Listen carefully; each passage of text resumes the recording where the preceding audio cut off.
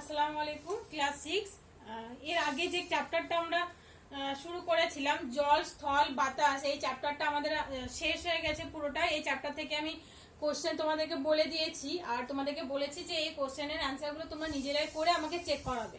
তো কিছু জন আমাকে চেক করিয়েছে, বাকি যারা চেক করাওনি তাদেরকে রিকোয়েস্ট করব যে তারা এই কোশ্চেনের অ্যান্সারগুলো লিখে, মানে কোশ্চেন তার সঙ্গে অ্যান্সার লিখে আমাকে চেক করিয়ে নেবে।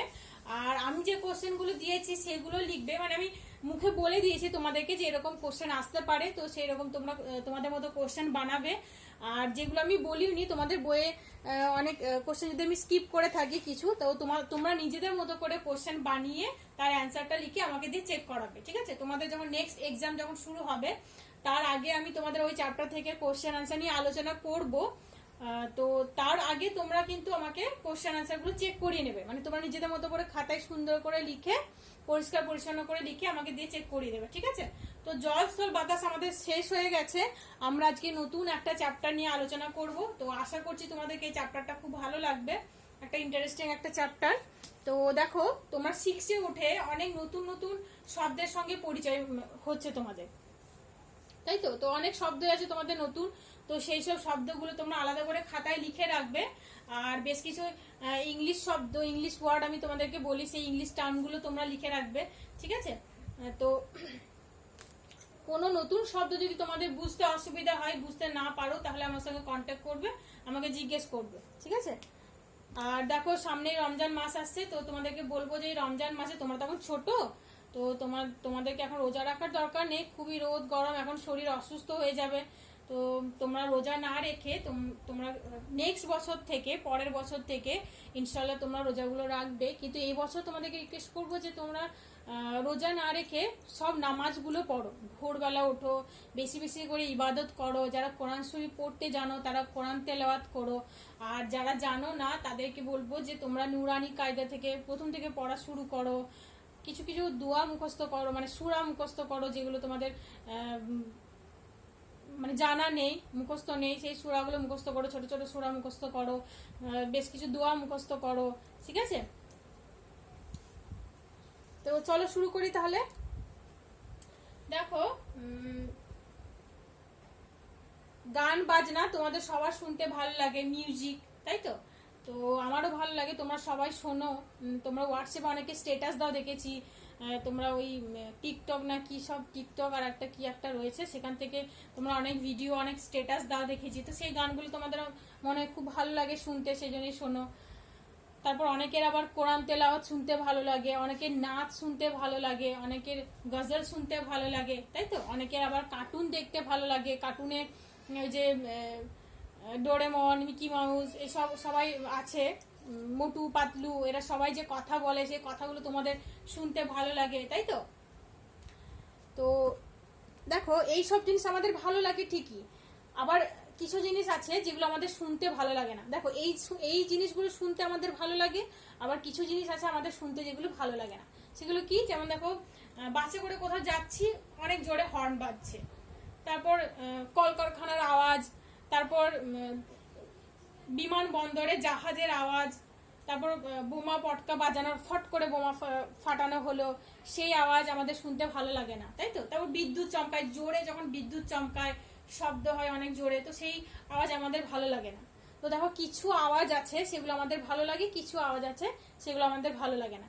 তো যাই হোক, এই যে আওয়াজগুলো, আওয়াজের কথা আমি বলছি, যে বাসের আওয়াজ, ট্রেনের আওয়াজ, বিমানবন্দরের জাহাজের আওয়াজ, তারপরে এই গান বাজনার আওয়াজ, এই সবগুলো হচ্ছে শব্দ। কি? এগুলো হচ্ছে শব্দ, ঠিক আছে? তো কিছু শব্দ আমাদের কাছে শ্রুতি মধুর, যেগুলো শুনতে আমাদের ভালো লাগে। যে বললাম, মিউজিক, কোরআন তেলাওয়াত শুনতে আমাদের ভালো লাগে, গজল শুনতে ভালো লাগে, কেউ গান গাইলে ভালো লাগে, কেউ রবীন্দ্রসঙ্গীত গাইছে, আমাদের শুনতে খুব ভালো লাগে, তাই তো? আর কিছু শব্দ আছে, যেমন বাসের শব্দ, ট্রেনের শব্দ, জাহাজের শব্দ, যখন বিদ্যুৎ চমকায় বিদ্যুতের শব্দ আমাদের শুনতে ভালো লাগে না, আমাদের অস্বস্তি লাগে, আমাদের বিরক্ত লাগে, সেটা যন্ত্রণাদায়ক হয়ে যায়, তাই তো? তো সেটাকে বলা হচ্ছে শ্রুতি কটু শব্দ। একটা শ্রুতি মধুর শব্দ, একটা হচ্ছে শ্রুতি কটু শব্দ। তো এই যে শ্রুতি কটু শব্দটা, এটা কিন্তু পরিবেশের দূষণ সৃষ্টি করে। যখন তুমি কোথাও যাচ্ছ রাস্তা দিয়ে, তারপর এই যে বাস, লরি এসব থেকে অনেক জোরে জোরে হর্ন বাজছে, আওয়াজ আসছে, চারিদিকে প্যাঁ পু ভ্যাঁ ভু আসছে, তখন এটা আমাদের অসহ্যকর লেগে যায়। আর অনেক অনেক সময় মাথা যন্ত্রণা করে, মাথা ধরে যায়, তাই না? তো এই শব্দটা তখন কি হয়, পরিবেশের দূষণ সৃষ্টি করে। তো এই যে বিরক্তিকর যে শব্দটা, সেই শব্দটাকে বলা হচ্ছে শব্দ দূষণ। কি বলা হয়? শব্দ দূষণ। তো আজকে আমাদের আলোচনার বিষয় হচ্ছে শব্দ দূষণ বা সাউন্ড পলিউশন। শব্দ দূষণকেই বলা হচ্ছে সাউন্ড পলিউশন।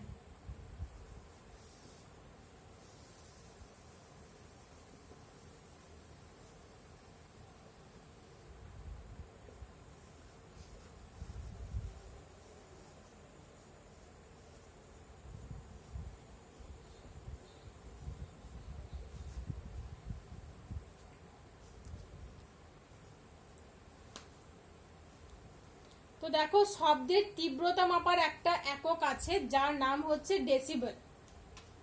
ডেসিবেল এককে শব্দের তীব্রতা মাপা যায়।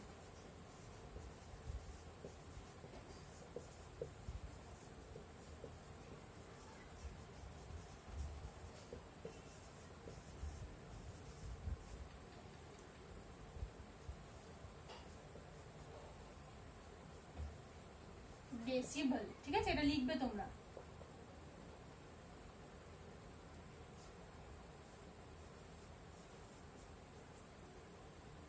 আর শব্দের তীব্রতা মাপার যন্ত্রের নাম, এটা হচ্ছে এককের নাম, যন্ত্রের নাম হচ্ছে ডেসিবেল মিটার। এটা মনে রাখবে কিন্তু, হ্যাঁ, দুটো জিনিস গুলিয়ে ফেলবে না।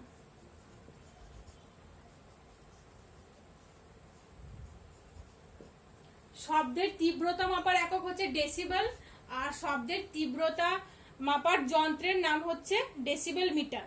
একটা হচ্ছে একক আর একটা হচ্ছে যন্ত্র, ঠিক আছে? একক আর যন্ত্র তোমাদেরকে একটু ভালো করে বলি, তাহলে বুঝতে পারবে। দেখবে দোকানে যদি তোমরা কোনো সবজি কিনতে যাও, তাহলে দেখবে ধরে নাও তুমি চিনি কিনতে গেছো দোকানে, তুমি বলবে যে আমাকে 1 কেজি চিনি দাও, ঠিক আছে? তো 1 কেজি, এই যে কেজি বললে কিলোগ্রাম, তো কিলোগ্রামটা হচ্ছে পরিমাপের একক, ঠিক আছে? কিলোগ্রাম এককে তুমি মাপছো।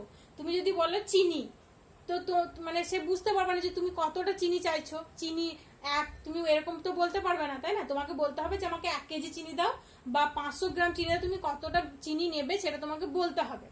তো 1 কেজি, এই যে কিলোগ্রাম বললাম, কিলোগ্রামটা হচ্ছে পরিমাপের একক, ঠিক আছে? আর ওই পরিমাপটা করা হয় কিসের দ্বারা? একটা যন্ত্র রয়েছে, দেখবে অনেক দোকানে দাড়ি পাল্লা থাকে, দাড়ি পাল্লার সাহায্যে মাপা হয়। আবার অনেকের দোকানে দেখবে একটা মেশিন থাকে, তাই তো? তো যেটাকে সাধারণ তুলা যন্ত্র বলে। তো সেই তুলা যন্ত্রের সাহায্যে পরিমাপ করা হয়। তো একটা হচ্ছে পরিমাপের একক, সেটা হচ্ছে কিলোগ্রাম, আর পরিমাপের যন্ত্র হচ্ছে সাধারণ তুলা যন্ত্র, ঠিক আছে? তো ঠিক সেই রকম শব্দের তীব্রতা মাপার একক হচ্ছে ডেসিবেল, মানে শব্দটা কতটা তীব্র ছিল সেটার মাপার একক হচ্ছে ডেসিবেল।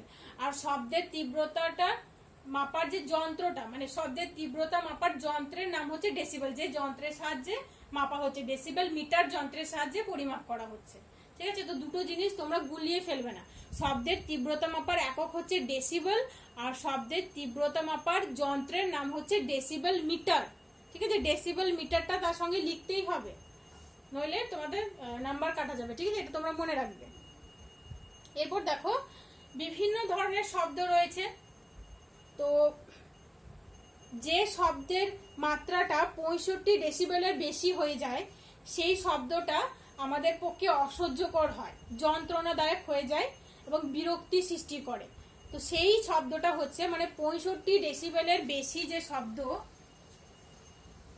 65 ডেসিবেলের বেশি শব্দটা আমাদের কাছে যন্ত্রণাদায়ক হয়ে যায়। তো সেই শব্দটা হচ্ছে, মানে পরিবেশে দূষণ সৃষ্টি করছে, তখন হয়ে যাচ্ছে শব্দ দূষণ। এটা ডিবি লিখলে ভালো হবে, ঠিক আছে? ডেসিবেল, 65 ডেসিবেলের বেশি শব্দটা শব্দ দূষণ করছে।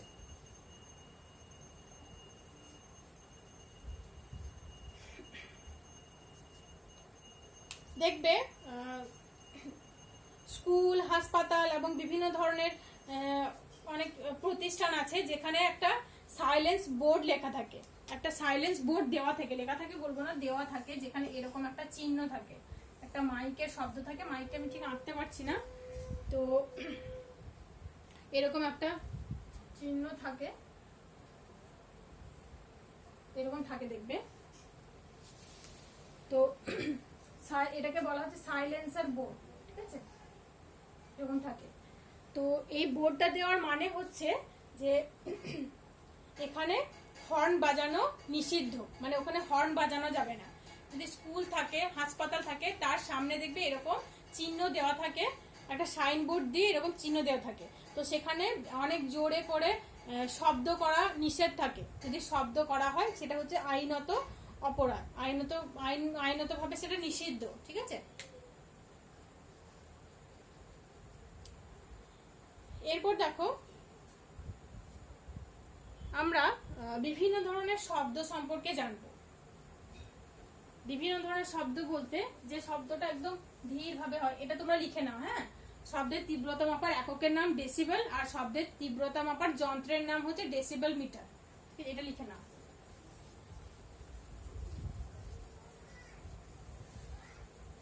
বিভিন্ন ধরনের শব্দের নাম বলবো, আর সেই শব্দের তীব্রতাটা কত সেটাও আমি বলবো, ঠিক আছে। তো তোমরা এটা লিখে নাও, শব্দ আর তার তীব্রতা।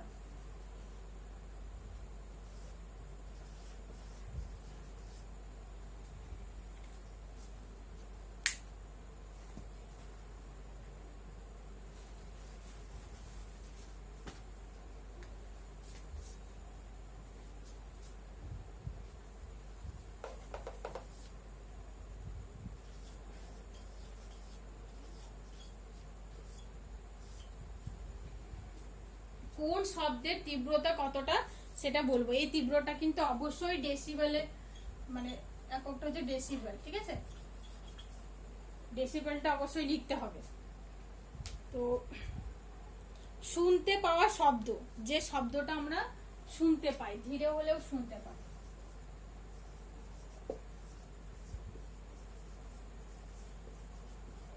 শুনতে পাওয়া শব্দ, তো এর তীব্রতা হচ্ছে 0 ডেসিবেল। পাশে কিন্তু ডেসিবেল লিখতে হবে, আমি বারবার ডেসিবেল ডেসিবেল লিখতে হবে বলে আমি এখানে লিখে দিয়েছি, হ্যাঁ।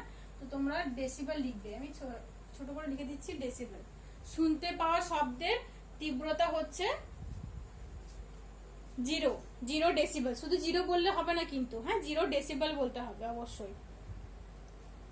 আর আমরা দেখবো অনেক সময় কানে কানে কথা বলি না, তোমরা অনেক সময় দেখবে কানে কানে কথা বলো, পাশে বন্ধু বসে আছে, তখন দেখবে তোমরা ফিস ফিস ফিস ফিস করে কানে কানে কথা বলো, তাই তো। আমরা তো ছোটবেলায় অনেক সময় বলেছি, তো তোমরা এখন বলো, দেখবে পাশে কেউ বসে থাকলে ফিস ফিস করে কানে কথা বলো, তাই তো। তো কানে কানে কথা বলা, তার তীব্রতা কতটা?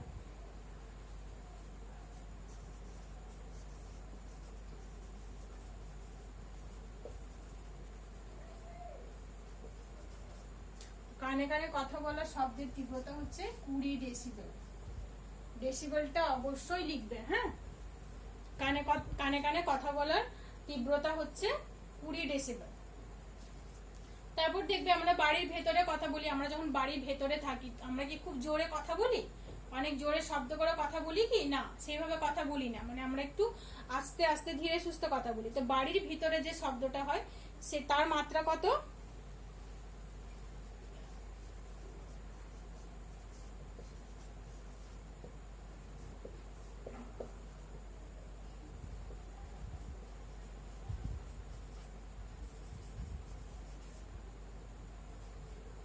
চল্লিশ ডেসিবেল। বাড়ির ভেতরে কথা বলার শব্দের তীব্রতা হচ্ছে 40 ডেসিবেল, ঠিক আছে।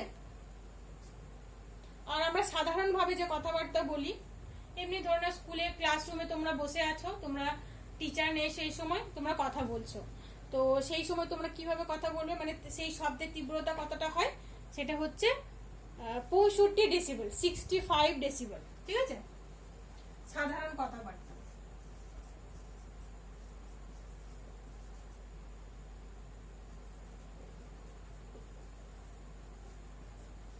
সাধারণ কথাবার্তা কত? 65 ডেসিবেল, তোমরা বাংলাতেও ডেসিবেল লিখতে পারো, ঠিক আছে।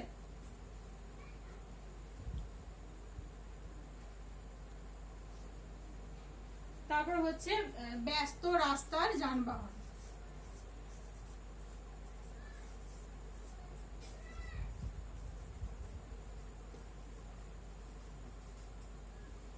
যানবাহনের শব্দের তীব্রতা কত? এটা থেকে একটু বেশি হবে, সাধারণ কথাবার্তা থেকে একটু বেশি হবে অবশ্যই, 70 ডেসিবেল। ব্যস্ত রাস্তায় যানবাহন প্যাঁ পু ভ্যাঁ ভু করে, তারপর বাসে হর্ন বাজে, এটা আমাদের কাছে খুবই অস্বস্তিকর হয়ে যায়, মাথা ধরে যায় অনেক সময়, তাই না? তো 65 ডেসিবেলের থেকে বেশি এই ব্যস্ত রাস্তার যানবাহনের যে শব্দ, এটা কিন্তু শব্দ দূষণ সৃষ্টি করে, ঠিক আছে। তো 70 ডেসিবেল সেটা। তারপর দেখবে এই যে যখন অনেক উৎসব অনুষ্ঠান হয় তখন লাউড স্পিকারে গান বাজনা চালানো হয়, তাই তো। বড় বড় দেখবে বক্স নাকি লাগানো হয়, তার মধ্যে জোরে গান চালিয়ে দেওয়া হয়। তো সেই লাউড স্পিকারের শব্দের মাত্রা কতটা? তারপরে মোটর হর্ন, যেটা হর্ন বাজানো হয়, জেনারেটরের শব্দ ঘ্যাট ঘ্যাট ঘ্যাট ঘ্যাট আওয়াজ হয় দেখবে। তারপর মোটর সাইকেল, জোরে যখন মোটর সাইকেল আওয়াজ করে, তো সেই শব্দের তীব্রতা কতটা? এখানে আর জায়গা নেই, তাই আমি এখানে লিখে দিচ্ছি। হ্যাঁ,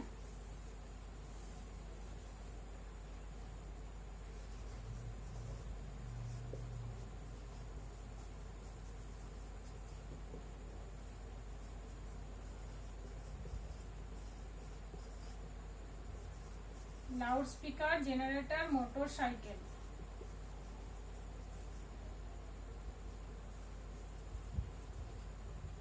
এটা হচ্ছে 80 ডেসিবেল, ঠিক আছে।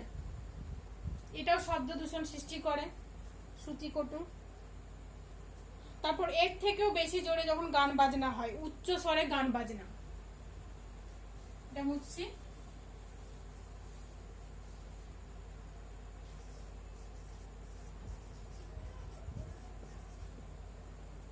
উচ্চ স্বরে গান বাজনা, এটা 90 ডেসিবেল।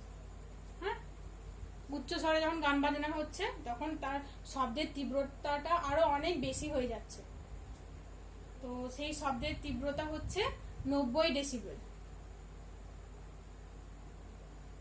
তারপর দেখবে আকাশ দিয়ে অনেক সময় প্লেন যায়, তাই তো। তো সেই প্লেন দেখবে অনেক জোরে আওয়াজ করতে করতে যায়। তো প্লেন যখন 300 মিটার দূর থেকে যখন প্লেনটা যায়, তখন তার আওয়াজটা কতটা তীব্র হয়? 300 মিটার দূরের জেট প্লেন, এখানে লিখছে। হ্যাঁ, নিচেটা মুছে দিচ্ছি, এটা তোমাদের লেখা হয়ে গেছে আশা করছি। 300 মিটার দূরের জেট প্লেন,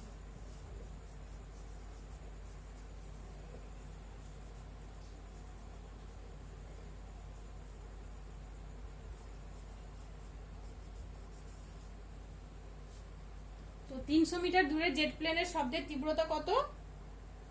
কত বলো? অবশ্যই 90 মিটারের থেকে বেশি হবে, মানে সরি মিটার নয়, 90 ডেসিবেলের থেকে বেশি হবে। তো এটা হচ্ছে 100 ডেসিবেল, ঠিক আছে। তোমরা ডেসিবেলটা এভাবে লিখতে পারো, একই ব্যাপার। এরপর দেখো এই যে বজ্রপাতের শব্দ আমি বললাম, যখন বজ্রপাত হয় সেটা অনেক জোরে শব্দ করে, তাই তো। সেটা আমরা সেটা তো আমাদের খারাপ তো লাগেই, শুনতে তো ভালো লাগেই না, উপরে আমরা খুব বেশি ভয় পেয়ে যাই, তাই না, বজ্রপাত হলে। তো এই শব্দের তীব্রতাটা আরো অনেক বেশি। এর সঙ্গে কলকারখানার শব্দ, তারপর কংক্রিট ভাঙার শব্দ, তাহলে বজ্রপাতের শব্দ।